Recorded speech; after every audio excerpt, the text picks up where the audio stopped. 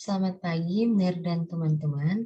Perkenalkan, nama saya Elisa Pudihang dengan NIM 200211011093. Pada kesempatan saat ini, saya akan mempresentasikan tugas proposal penelitian saya dengan judul Penataan Sistem Drainase di Kelurahan Aping Sembuka, Kecamatan Tahuna, Kabupaten Kepulauan Sangihe. Tugas ini merupakan salah satu syarat kelulusan pada mata kuliah Metodologi Penelitian. Dengan dosen pengampu, Bapak Samuel Rompis, ST.MT.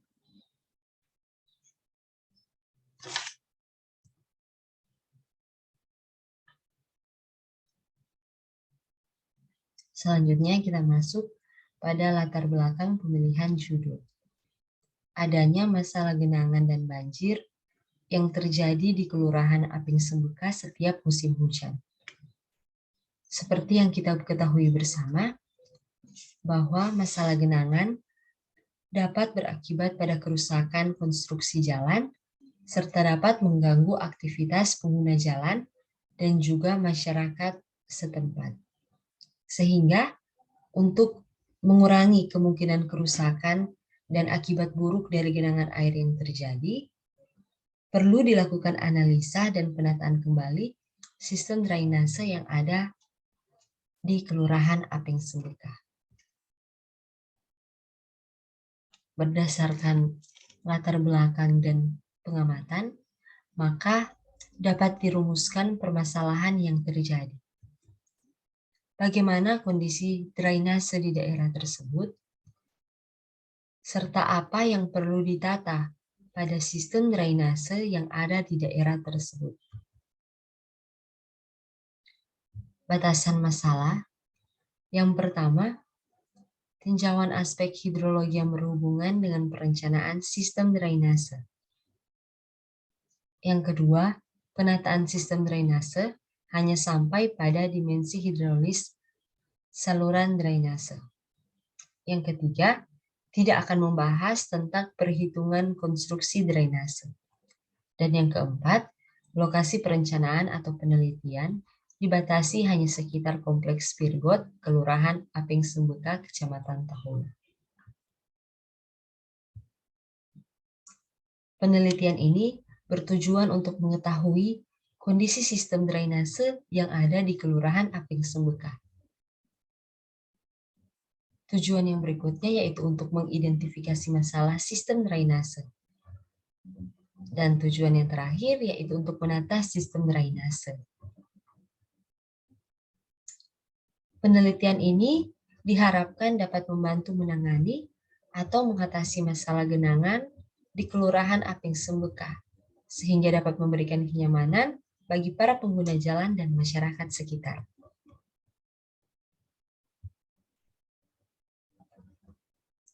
Untuk menunjang penelitian, dibutuhkan studi literatur, di mana studi literatur sendiri bertujuan untuk mencari informasi yang relevan dengan masalah yang akan diteliti. Sesuai dengan judulnya, penataan sistem drainase, sehingga kita perlu mengetahui apa itu drainase. Drainase merupakan saluran air yang dibangun untuk menyalurkan massa air berlebih dari satu tempat ke tempat yang lain. Secara garis besar, drainase terbagi menjadi dua jenis, yaitu drainase alami dan drainase buatan. Drainase alami adalah sumber pengaliran air yang terbuat secara alami tanpa bantuan tangan manusia. Contohnya sungai. Biasanya sungai atau aliran alami lainnya terbentuk dari gerusan air terhadap permukaan tanah, sehingga terbentuklah jalur aliran air yang berfungsi secara permanen. Sedangkan drainase buatan merupakan drainase yang sengaja dibangun oleh manusia untuk tujuan dan keperluan tertentu. Contohnya selokan, pipa, dan gorong-gorong.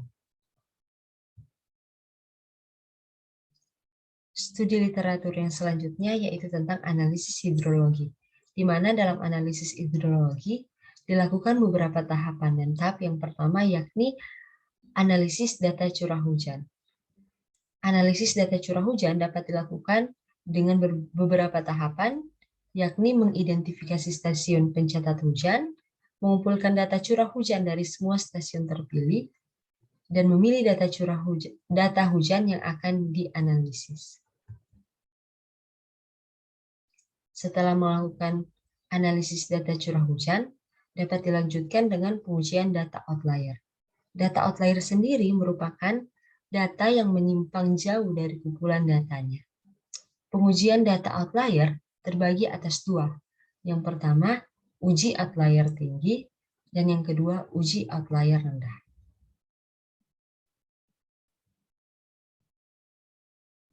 Setelah dilakukan pengujian data outlier, maka dapat dilanjutkan dengan menentukan parameter statistik, di mana dalam analisis hidrologi biasanya digunakan parameter statistik sebagai berikut, yaitu mean, standar deviasi, koefisien skewness, koefisien kurtosis, dan koefisien variasi. Dan dilanjutkan dengan analisis dan pemilihan distribusi peluang, di mana distribusi peluang terbagi atas 4, yakni distribusi normal, log normal, Gumbel, dan log Pearson tipe 3. Langkah yang selanjutnya yaitu menentukan periode ulang, di mana penentuan periode ulang ini dapat dilakukan berdasarkan tabel periode ulang. Dan langkah yang terakhir dalam analisis hidrologi, yakni menentukan nilai intensitas curah hujan, waktu konsentrasi, dan debit rencana.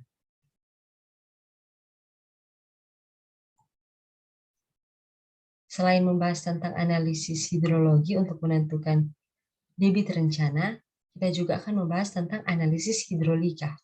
Di mana dalam analisis hidrolika yang akan kita bahas ada dua, yaitu mengenai penampang hidraulis aliran yang terdiri atas penampang berbentuk persegi dan trapesium, serta perencanaan gorong-gorong yang berbentuk segi empat dan juga lingkaran. Analisis hidrolika ini bertujuan untuk mendapatkan debit kapasitas dimensi saluran.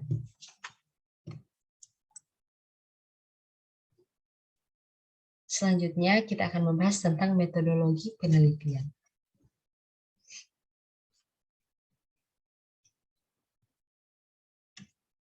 Tahapan atau proses yang akan dilakukan dalam penelitian ini digambarkan dalam diagram alir pada gambar di samping, di mana penelitian akan diawali dengan proses pengumpulan data.